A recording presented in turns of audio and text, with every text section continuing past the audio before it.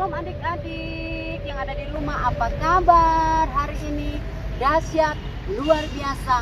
Yes, yes, yes. Puji Tuhan adik-adik, kita percaya saat pagi hari ini kita boleh merasakan kasih Tuhan lewat kekuatan, kesehatan yang Tuhan masih percayakan.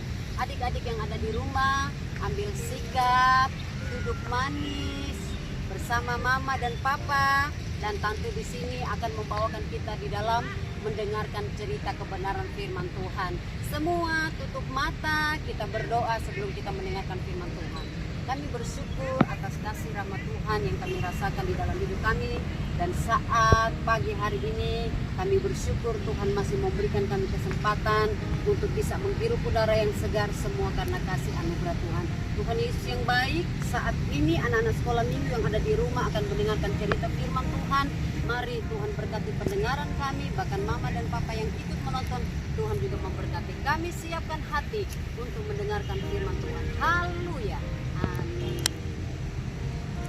Puji Tuhan adik-adik yang ada di rumah, ambil Alkitabnya, duduk manis, jangan bermain ya, gunakan telinga, mata, dan duduk manis untuk mendengarkan cerita firman Tuhan. Firman Tuhan yang tante ambil pada saat ini, tante ambil dalam Markus pasalnya yang keempat, ayat 35 sampai 41. Di situ lembaga Alkitab memberi perikop angin ribut diredakan. Tetapi saat ini tante akan memberi judul yaitu jangan pernah merasa takut. Nah, adik-adik yang ada di rumah, siapa yang tidak pernah merasakan ketakutan? Pasti pernah merasakan takut. Tante Natalia juga dulunya pernah merasa takut ketika berada di atas kapal. Saat ini cerita firman Tuhan menceritakan bagaimana murid-murid Yesus pada saat itu adik-adik berada di dalam sebuah perahu atau sebuah kapal ketika mereka berlayar di tengah danau tersebut. Ketika mereka berada di dalam perahu tersebut, apa yang terjadi adik-adik? Nah, tiba-tiba angin yang kencang datang, ombak yang kencang datang. Kalau firman Tuhan berkata angin topan. Adik-adik, di sini tante Natalia berpikir kalau kita yang ada pada saat itu berada di dalam perahu tersebut dan kita mengalami yang namanya angin kencang, angin topan, ombak yang menerpa perahu dan membuat perahu itu penuh dengan air. Dan adik-adik, apa yang terjadi? Pasti kita akan merasa ketakutan yang luar biasa. Pasti kita berpikir, aduh sudah mau tenggelam ini, aduh bagaimana caranya? Nah, itulah juga murid-murid Yesus yang mereka alami pada saat itu. Mereka menjadi ketakutan. Nah, adik-adik mungkin mereka berpegang di satu tempat. Mungkin murid-murid yang lain mungkin cari cara bagaimana caranya supaya kita ini selamat, jangan jatuh, jangan tenggelam. Nah, adik-adik, itulah murid-murid Yesus yang mereka alami. Mereka menjadi ketakutan yang luar biasa. Nah, adik-adik, yang menjadi pertanyaan di sini, mengapa murid-murid Yesus menjadi takut? Sedangkan pada saat itu Yesus ada bersama-sama dengan mereka. Kita lihat yang pertama. Di situ dikatakan ayat yang ke-40. Lalu ia berkata kepada mereka, mengapa kamu begitu takut? Mengapa kamu tidak percaya? Yang pertama, murid-murid Yesus tidak percaya adanya Yesus di dalam perahu tersebut. Adik-adik, kita sebagai anak-anak Tuhan, ketika kita tidak percaya kepada Tuhan, kita tidak membangkitkan kepercayaan kita kepada Tuhan, maka apa yang terjadi adik-adik? Kita akan menjadi takut ketika kita mengalami masalah, ketika kita mengalami satu persoalan yang besar datang menerpa hidup kita. Nah, yang kedua, yang membuat murid-murid Yesus itu menjadi ketakutan luar biasa. Yang kedua ayat 38, membiarkan Yesus tertidur di buritan kapal atau di belakang. Adik-adik, kita jangan sekali-kali jangan membiarkan Yesus itu tertidur, ya. Murid-murid Yesus pada saat itu mereka menjadi ketakutan karena apa? Yang pertama, mereka tidak percaya, ya. Membiarkan Yesus tertidur, itu yang kedua. Murid-murid Yesus pada saat itu mereka membiarkan Yesus di belakang mereka. Dan ketika angin badai datang, angin datang menggoncang mereka, ombak yang kencang datang menerpa perahu. Apa yang terjadi adik-adik? Ketika perahu itu mulai goyang, mereka menjadi takutnya luar biasa. Karena apa? Mereka tidak pernah mengundang Yesus dalam hidup mereka. Itu yang kedua. Yang ketiga, 41, ketakutan yang berlebihan di saat menghadapi badai. Kita sebagai manusia biasa tentunya pernah merasakan takut. Tetapi adik-adik, di sini dikatakan jangan memiliki ketakutan yang berlebihan. Ya, jangan terlalu takut. Di sini firman Tuhan berkata bahwa ayat 41, ketakutan yang berlebihan yang dimiliki oleh murid-murid Yesus pada saat itu yang membuat mereka menjadi takut.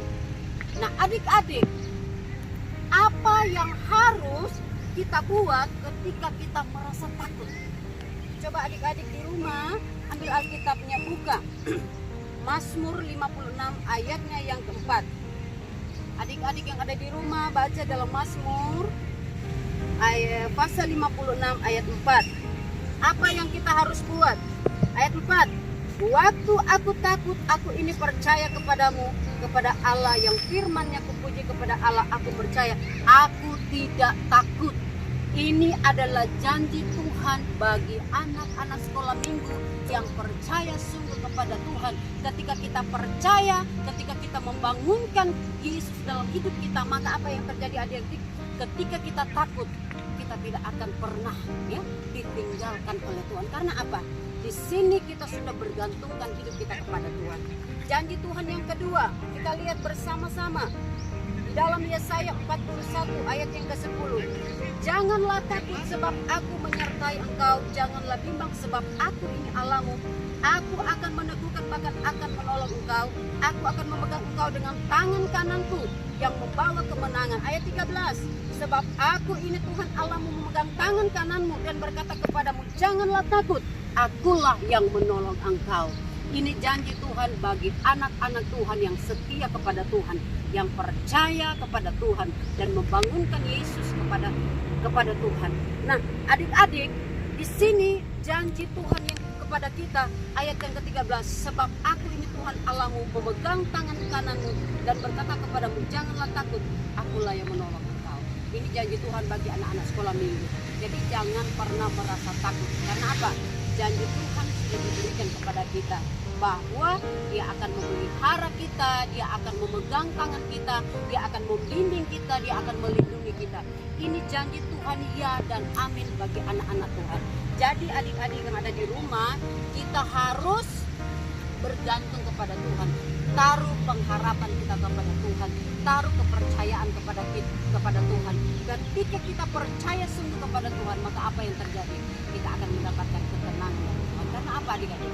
Ketika kita membangunkan Yesus seperti murid-murid Yesus, mereka langsung membangunkan Yesus pada saat itu, dan Yesus langsung bangkit dan berdiri menghardik angin tersebut.